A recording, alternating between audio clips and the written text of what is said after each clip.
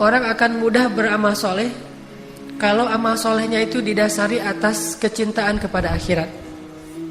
Tapi akan terasa sangat berat beramal soleh kalau amal solehnya itu didasari atas hitung-hitungan dunia.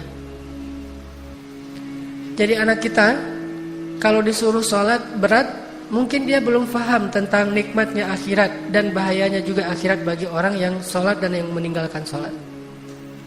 Sehingga perlu kita tanamkan sampai menjadi perasaan dan keyakinan dalam hati keluarga kita, dalam hati kita masing-masing, bahwa semua yang kita lakukan di dunia ini nanti akan dimintai pertanggungjawaban di akhirat. Dan itu konkret, bahwa kita yang di akhirat nanti adalah kita yang sekarang di dunia, bukan mimpi, bukan cuma ruh, cuma pindah tempat, pindah waktu, tapi diri kitanya sama. Itu mirip seperti kalau kita sekarang pergi ke Mekah, tempatnya berubah, waktunya berubah, tapi diri kitanya masih sama.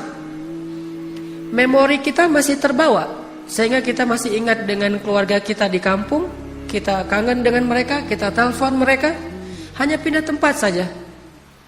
Yang mungkin waktunya berubah sedikit, berbeda 4 jam. Kalau di sini sudah siang, di sana mungkin masih pagi.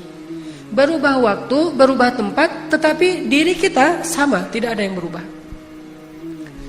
Begitu juga akhirat, hanya berubah tempat, namanya bukan lagi dunia, tetapi akhirat. Berubah waktu, bukan lagi 24 jam dalam sehari, tetapi siangnya selama-lamanya. Cuman diri kita itu sama persis, tidak ada yang berubah kecuali karena amal-amal kita. Berubah menjadi lebih baik fisik kita karena amal soleh kita, atau berubah menjadi buruk fisik kita karena amal dosa-dosa kita. Tapi diri kita masih sama. Sehingga di dalam Al-Quran di banyak ayat disebutkan tentang bagaimana nanti di akhirat orang itu memorinya, hafalannya tuh masih kebawa dengan apa yang terjadi di dunia. Banyak ayatnya. Salah satunya adalah yang paling mungkin populer itu di surat Al-Baqarah. Wa basyiril ladzina amanu wa 'amilus solihati anna lahum جنات تجري من تحتها الأنهار كلما رزقوا منها من ثمرة رزقا قالوا هذا الذي رزقنا من قبل وأتوا به متشابها. Setiap kali mereka dikasih buah-buahan di dalam surga, mereka bilang ini seperti buah-buahan yang kita makan di dunia. Berarti memorinya masih sama. Dia masih ingat buah pisang yang dia makan di dunia, karena di surga juga ada buah pisang. Korma yang dia makan di bulan Ramadan selama di dunia, karena di surga juga ada korma. Delima yang dia makan, apalagi kalau lagi pulang umroh, di surga juga ada delima. Cuma durian saja yang mungkin tidak ada, beda, gak disebutkan di Al-Quran. Allahu a'lam. Yang jelas dia akan membandingkan. Kullama ruziqu minha min thamaratir rizqan qalu hadzal ladzi ruziqna min qabl. Ini seperti buah yang kita makan di dunia. Wa utubihi mutasyabiha. Tetapi Allah tidak sama memberikan buah di surga dengan di dunia, hanya mirip tetapi rasanya jauh lebih nikmat. Ini artinya diri kita yang di akhirat nanti sama dengan diri kita yang di dunia. Bahkan di surat-surat yang lain nanti kita akan membaca kalimat-kalimat saling menghujat di padang mahsyar. Wa barazu lillahi jami'a faqala ad-du'afa'u lilladzina istakbaru inna kunna lakum tab'a fahal antum mughnuna 'anna min 'adzabillahi min syai'. Nanti di padang mahsyar para pengikut atau orang-orang yang selama ini senantiasa ikut-ikutan akan berkata kepada idola-idola mereka, pemimpin-pemimpin mereka, orang yang mereka ikuti. Mereka berkata, dulu kami di dunia senantiasa mengikuti kalian. Maka bisakah hari ini kalian menyelamatkan kami? Berarti masih kenal dengan orang-orang yang selama ini dia berinteraksi di dunia. Nih anak-anak muda, kalau yang senang main sosial media, ada Instagram. Kita nge-following nih. Nge-follow misalnya artis, nge-follow selebriti, nge-follow orang-orang yang mungkin kalau muslim masih oke lah, sekedar silaturahim. Tetapi ini jelas-jelas seorang artis, selebriti yang dia citranya adalah citra kufur kepada Allah. Banyak berbuat dosa, baik dosa yang diadegankan dalam film atau dosa dalam kehidupan sehari-hari. Begitu juga dengan statement-statement dia kepada agama Allah. Kita nge-follow dia. Begitu dia nge-posting, kita nge-like, kita ikut-ikutan merepost, kita ikut-ikutan gaya dia. Kalau dia bikin begini, kita begini juga. Kalau dia bikin gini, kita satanik ikut-ikutan. Kita pakai pakaian dengan simbol-simbol dia. Following, kita ngikutin terus kepada apa yang dia lakukan. Nanti di akhirat, semua yang kita lakukan di dunia ini akan kita jadikan sebagai hujjah. Inna kunna lakum taba'a. Kami di dunia senantiasa nge-follow kalian. Kalau bahasa Instagram, kami ini followers.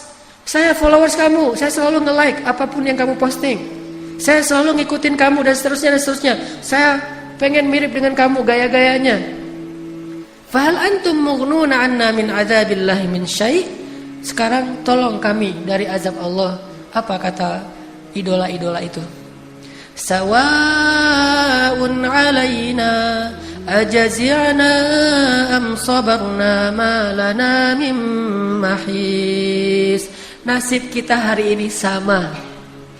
Gak ada bedanya antara followers dengan yang di follow, antara idola dengan para fans. Gak ada bedanya. Nasib kita sawa'un 'alaina. Mau kita mengeluh, mau kita minta ampun, mau kita bersabar, mau kita tabah, rela, malana mim mahis. Kita tidak bisa lari dari azab Allah hari ini. Barulah saat itu mereka menyesal sudah mengikuti orang-orang ini. Ternyata memorinya masih kebawa, masih kenal siapa aja yang berinteraksi dengan dia di dunia. Belum lagi nanti hadis-hadis Nabi tentang orang soleh yang di pintu surga bertanya tentang saudara yang dia cintai karena Allah di dunia.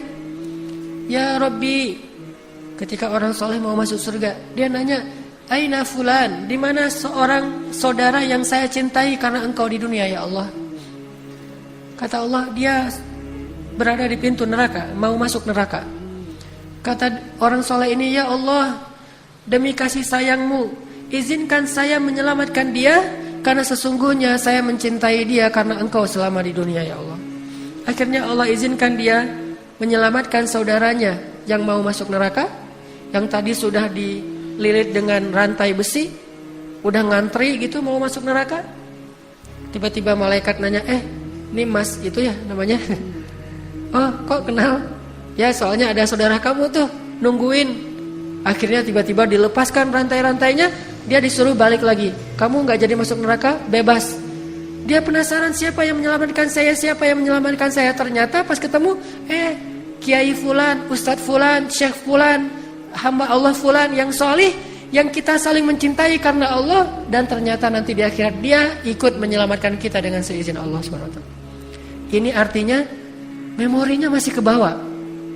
Sama kayak pas kita umroh atau haji, lagi tawaf ketemu temen, cuma beda kloter, beda maktab nih. Haji juga ya, kloter berapa misalnya? Embarkasi mana? Oh saya dari Surabaya, saya dari Jakarta, karena tinggalnya mungkin di Jakarta. Tapi ketemu, atau bahkan bisa saling menolong. Saya terpisah dari grup, ya udah ikut saya aja nanti saya anterin. Kenapa? Karena di Indonesia mereka saudaraan, sampai di Mekah juga saudaraan. Kalau di Indonesia musuhan, di Mekah juga, gua kerjain aja nih sekalian, mumpung di sini nih. Kalau di Indonesia mungkin dia punya jabatan, nggak bisa ngerjain dia. Kalau di Arab mah sama aja, sawaun alaina, sama saja nasib kita. Mau jabatannya apa, mau dia aparat, mau dia pejabat, mau dia apapun, sawaun alaina. Ini yang terjadi nanti di akhirat. Sehingga kita yang sekarang dengan kita yang nanti hampir tidak ada yang berubah. Kecuali secara nasib berubah. Nasib baik atau nasib buruk tergantung amal kita di dunia, dan itu juga dengan seizin dan keridhaan Allah Subhanahu wa ta'ala.